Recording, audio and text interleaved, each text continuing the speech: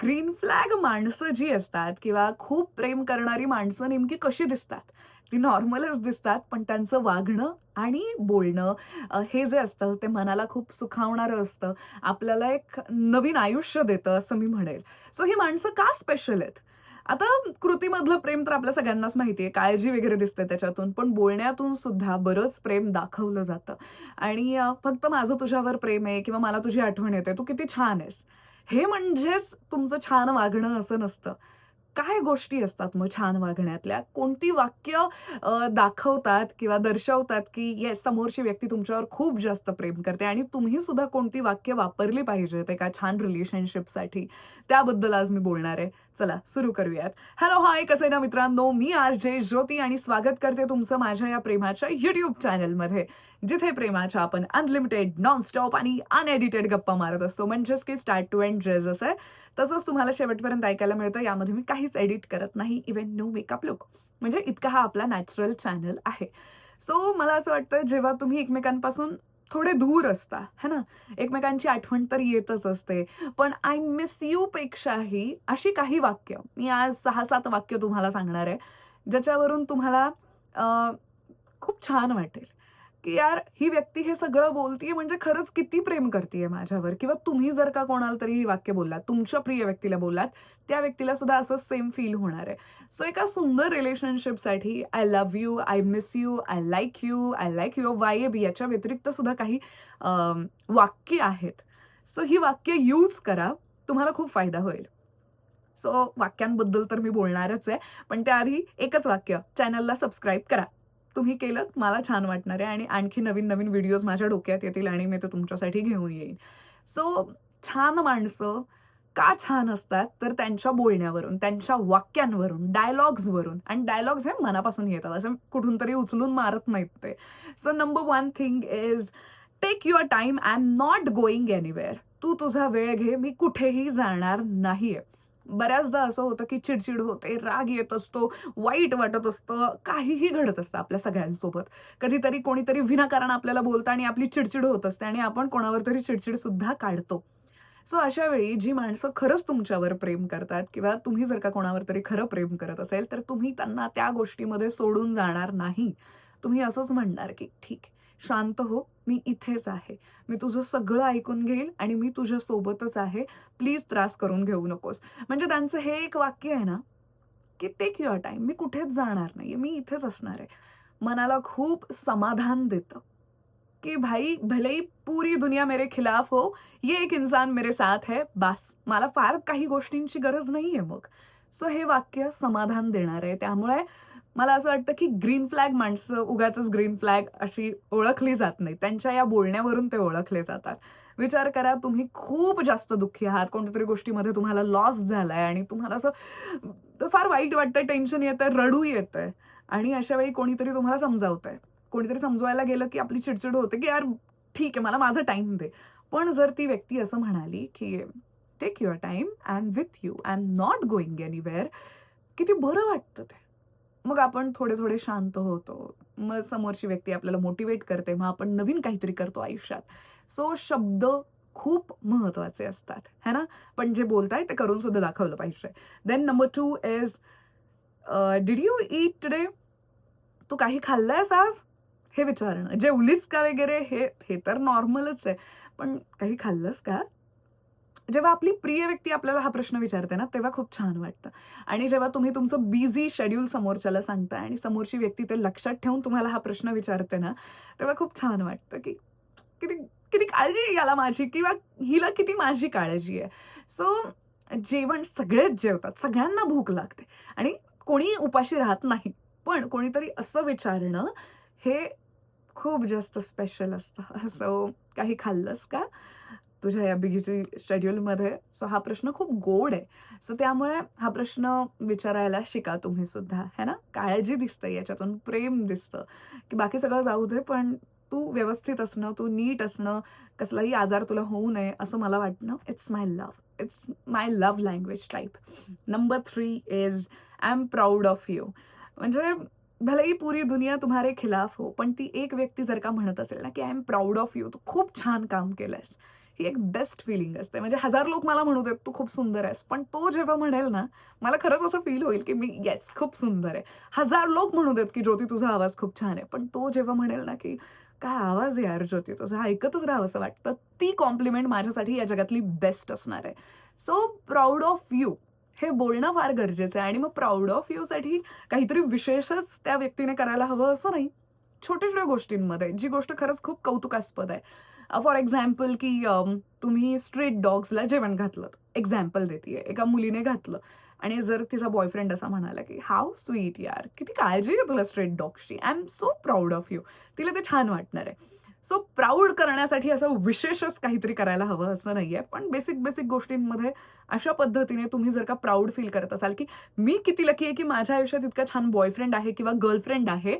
ही एक best feeling असते. तुम्ही स्वतःवर प्राउड फील करता, की माझ्या आयुष्यात इतकी छान व्यक्ती आहे. सो ही खूप सुंदर गोष्ट आहे. सो तुम्ही बोलत असाल, तुम्हाला तुमचा पार्टनर बोलत असेल, तर तुम्ही एका सुंदर रिलेशनशिपमध्ये आहात. Then number 4 is you don't have to handle everything alone. तुला एकट्याने सगळं हँडल करायची गरज नाहीये. प्लीज माझ्यासोबत शेअर कर. आपण मिळून या गोष्टींवर काहीतरी करूयात. चांगल्या गोष्टी असतील, वाईट गोष्टी असतील, त्रासदायक गोष्टी असतील, सगळं काही. म्हणजे सेलिब्रेशन एकट्याने कशाला करायचं? आपण मिळून करूयात ना, आनंद द्विगुणित करूयात. दुःख असेल, मी तुझ्यासोबत ते दुःख शेअर करायला तयार आहे. एकटीने प्लीज सहन करत बसू नकोस. हे असं असतं. तुला खूप त्रास होतोय, मी तुझी मदत करतो. तू आजारी आहेस, मी तुझी सेवा करेन. सो प्रत्येक गोष्ट जेव्हा अशी हे होते ना, की तू एकटीने नको करूस. मी आहे तुझ्यासोबत कायम. ही इतकी सुंदर गोष्ट आहे ना, इतकी कमाल गोष्ट आहे ना, त्याच्यामुळं माणसं खूप खुश राहतात आयुष्यात, की आपली काळजी करणारं किंवा आपलं असं कोणीतरी आहे.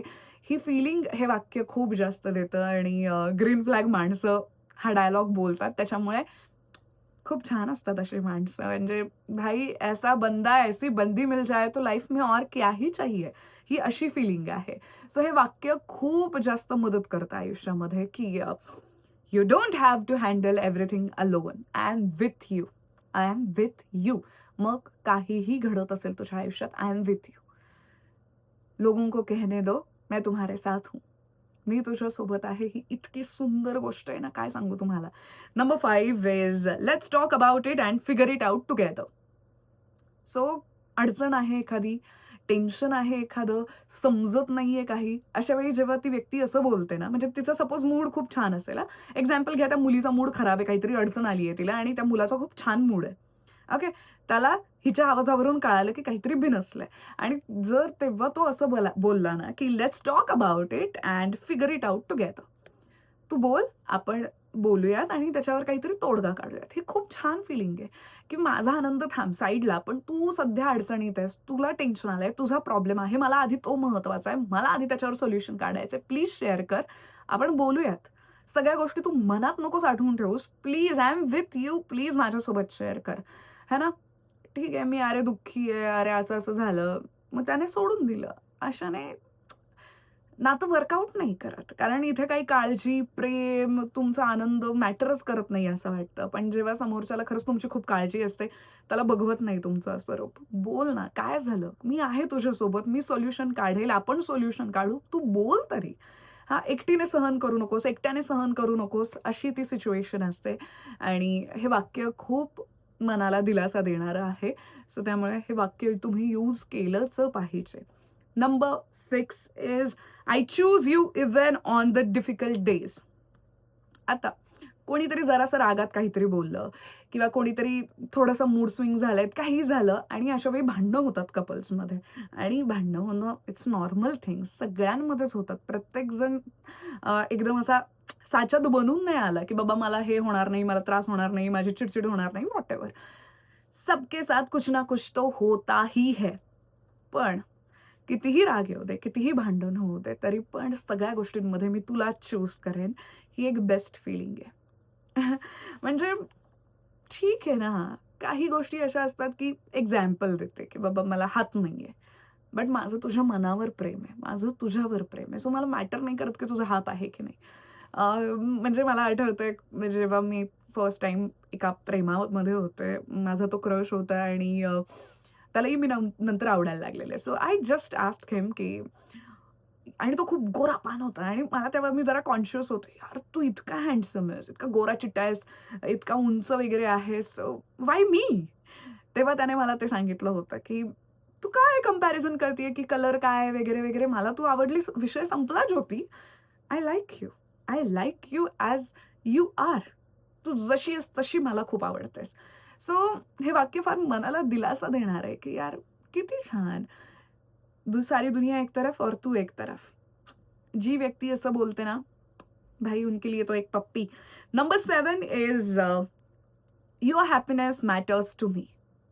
तुझं खुश राहणं माझ्यासाठी फार महत्वाचं आहे. तुला ज्याही गोष्टींमधून आनंद मिळेल ते तू कर. तू खुश मला पाहिजेस.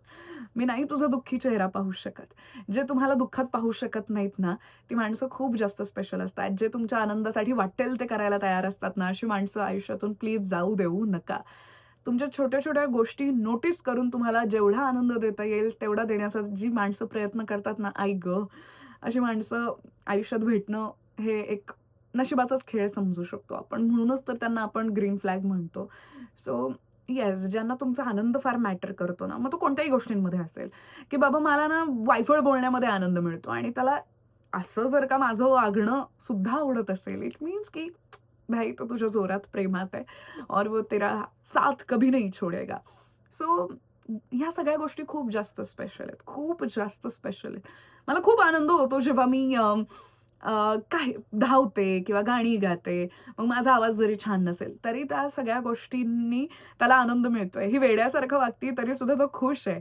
इट मीन्स की त्याला तुमचा आनंद मॅटर करतो. मग त्या आनंदासाठी तुम्ही काय करताय ते एवढं तो लक्षात देत नाही. एवढं तो जज करत नाही. हा एक परफेक्ट शब्द आहे. जो व्यक्ती तुम्हाला जज करत नाही. तुम्ही जसे आहात, मग तुमचं वागणं, बोलणं, नखरे जसे आहेत, तसं त्या व्यक्तीला ते सगळं आवडतंय. तुमचा मंदपणा सुद्धा ज्या व्यक्तीला खूप आवडत असतो, तो व्यक्ती तुमच्या जोरदार प्रेमात असतो आणि तो तुमची साथ कधीच सोडणार नाही. सो ही अशी छान माणसं असतात. ही अशी वाक्य तुमचं रिलेशनशिप खूप सुधारण्यासाठी प्रयत्न करत असतात. सो जर तुम्हाला एक ग्रीन फ्लॅग माणूस बनायचं असेल, तर ही वाक्य रिलेशनशिपमध्ये यूज करा म्हणजे कराच. है ना? रिव्हिजन घ्यायची? चला रिव्हिजन घ्यायची झाली तर पुन्हा एकदा number 1 point is take your time. I am not going anywhere.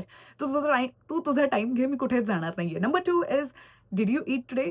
तू आज काही खाल्लंस? Number 3 is I am proud of you. मला तुझ्यावर खूप मी तुझ्यावर खूप प्राउड फील करते. तू खूप भारी आहेस. मला तुझा अभिमान आहे. हां. Number 4 is you don't have to handle everything alone. तुला एकटीने सगळं हँडल करायची गरज नाहीये. है ना?